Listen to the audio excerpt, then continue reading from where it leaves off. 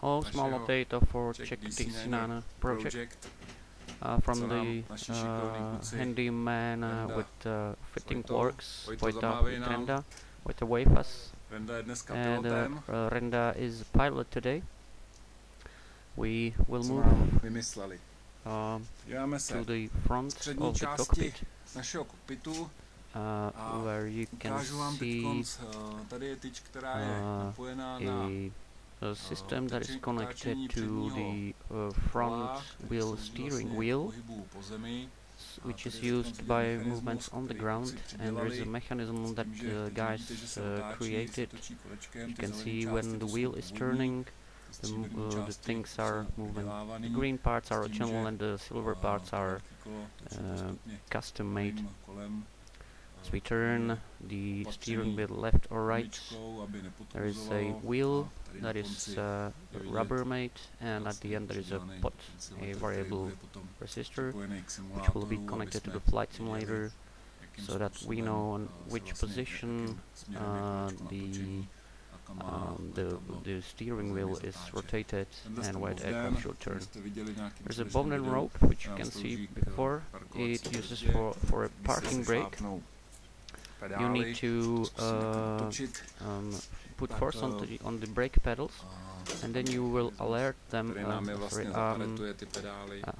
rotate them with the switch that is placed on the wheel, and you see this is the rotation.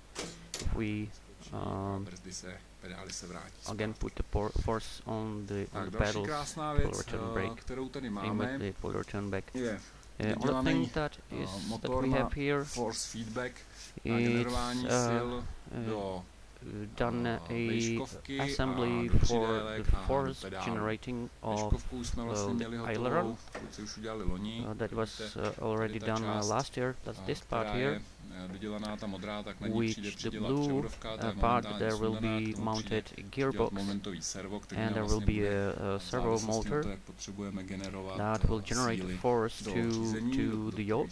So this is the aileron. If I look from the bottom, you see there is an arm that is moving with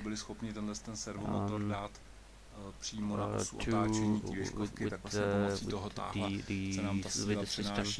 So the power is transferred to this part here, where will be the gearbox and the servo motor mounted. So this is the aileron. Now let's look to another part, which is the rudder, yaw control. If you look at all the mechanism here, you see there is the original mechanism here. That's the green here. That's the axis, which is not in the center. So it's not in the axis of the rotating. The axis is this one, this screw here, and this axis moved a little bit, so it was a problem, but it was solved. As you can see, on this axis is mounted an arm. They're fighting with lace here, but everything is done, and it moves all the power to the back, to the second shaft here, where will be almost the same gearbox and the momentum servo motor, which will generate forces to the pedals of the rudder. So this is the way how we have the elevator and the rudder. And for the aircraft controls, we need ailerons. So I go to below the cockpit, and now you see there are ropes here. That's the ropes which are mounted to the yoke on the aileron column, and these ropes we need to put the servo and motor on this ropes as well. They did it, guys. You see both of the yokes are connected and work synchronously. So there is another hole here that is going for the first officer's yoke, and this is the ropes are connected to a wheel, that is moving around, and again the same blue thing here, which is absolutely the same as the two you see before. So again there will be mounted a gearbox and a servo motor that will generate forces to the aileron axis. So we can try the elevator up and down so that we can see it from the other side. See, from below you see how it works.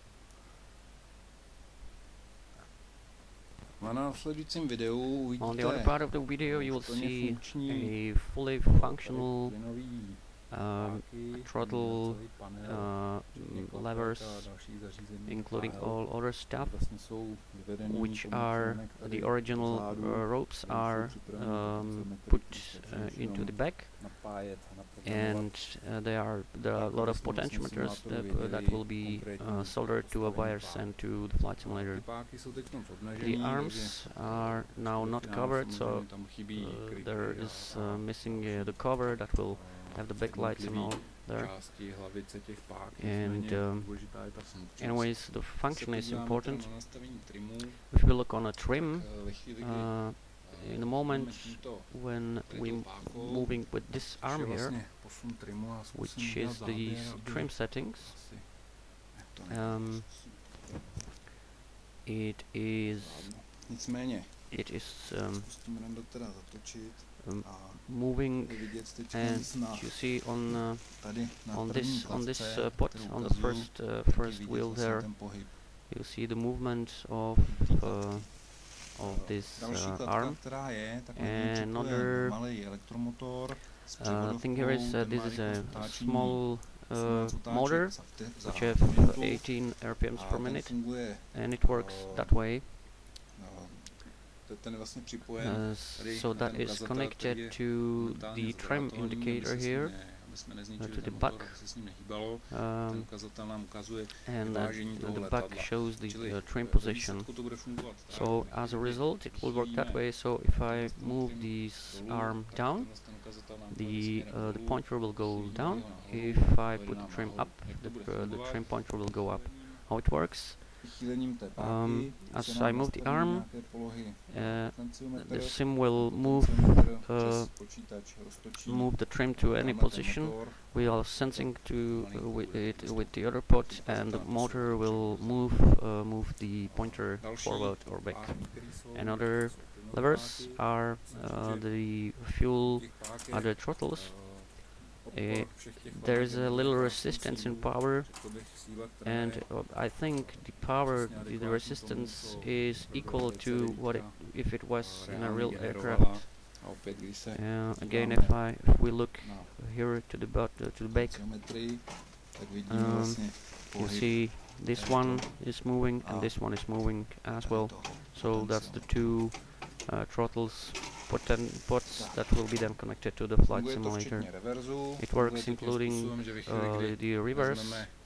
So if I move the reverse levers to the back, the pot is moving much far, so we are able to read the exact position. The flaps are working as well. Today we can move flap position, and again, if I look back here, and that's the last pot here. If I move the flap, you see it is moving.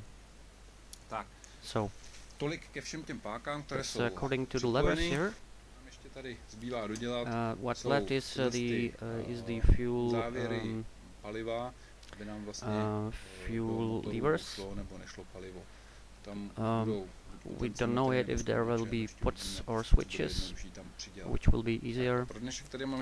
Now for today I have a very unique system, a big technical problem, which is the for the aileron trim and for the rudder trim,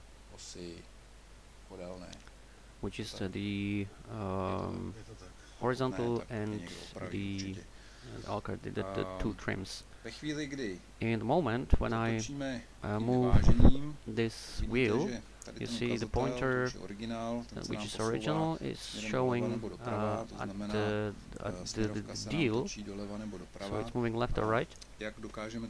And how we can read this value, it's you can see here, you see that the gears are moving, and it is all unique. It is made especially when the screws have 90% angle of